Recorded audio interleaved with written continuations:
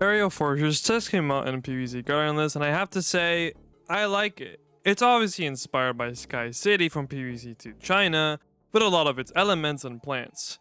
Aerial Fortress was teased a lot back in the older versions of Gardendless, and now it's finally here, and there's a lot to say about it. Let's start with...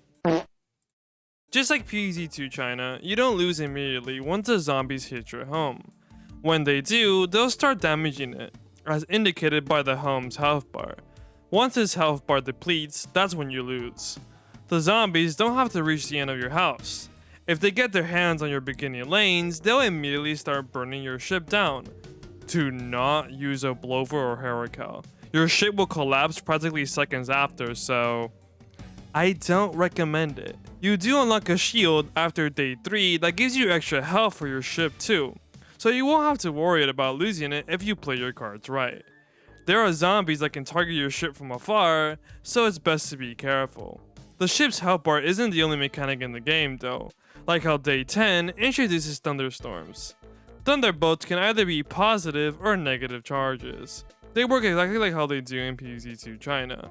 Negative charges can stun plants, positive charges will deal continuous damage to a plant, and a mix of both can reduce a plant's attack speed by 50%. The thunderstorms quickly become less of a problem because around the same time they're introduced, a plant that can counter it is introduced as well, which leads us to... Now there are 5 plants at the moment. I've talked about 2 already before, Sky Shooter and Moonbeam. You unlock Sky Shooter after day 1.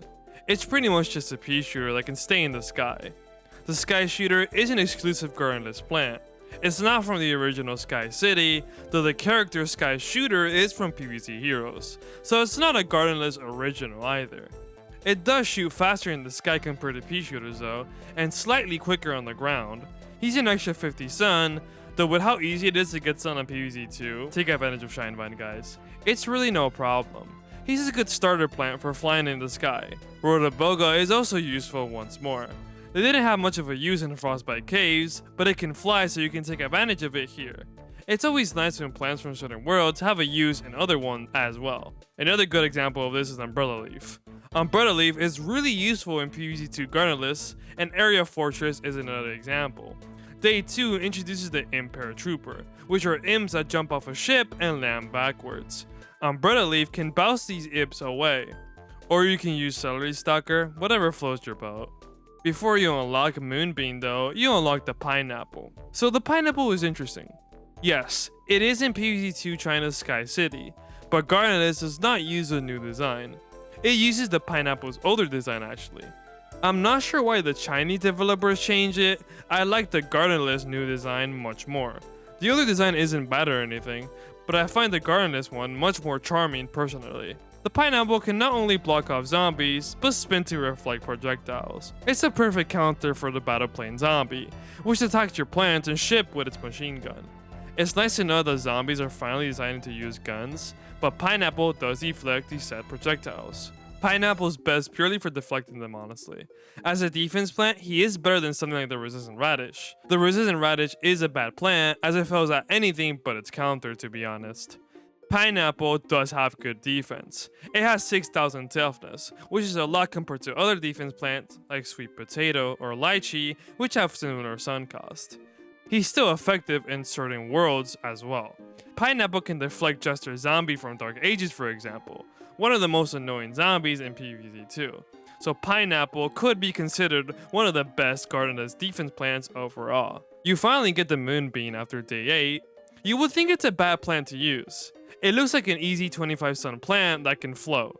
Zombies eat it and it turns into a sun bomb. But when you process said sun bomb, boom. A 900 damage explosion for only 25 sun? Moonbeam may seem crappy at first, but that's pretty effective. The same day you unlock Moonbeam, you're introduced to the double cabin aircrafts. It's 2 zombies and they both need to die in order for the both aircrafts to be defeated, and one zombie can pass half of its damage to the other. These zombies are very creative. A tough duo like this could be easily damaged by such an effective instant like Moonbeam. But enough of the Moonbeam praise. Remember the thunderstorms? I mentioned them a few minutes ago, and how I mentioned there's a plant that can counter them? This plant is Centurium. The Anthurium can absorb these electric charges caused by this set gimmick and shoot out much stronger projectiles. By itself, it can still attack zombies, though it has flimsy damage, the same as a pea shooter's damage.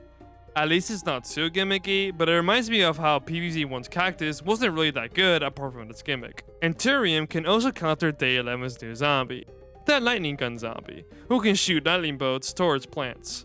He looks a lot like the scientist from Garden Warfare. I'm not sure if this was on purpose or not, as the character is originally from Sky City after all.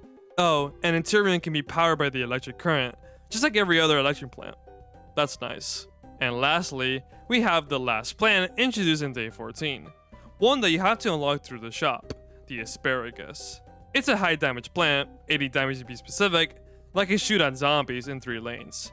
It does have to reload after finishing 7 shots, but it's a small price to pay. It's 75 stun less, and you can do just as much damage as Millenpote? Yeah, that's worth it. It helps against the airborne Gargantuar that you have to fight the first time on Day 14.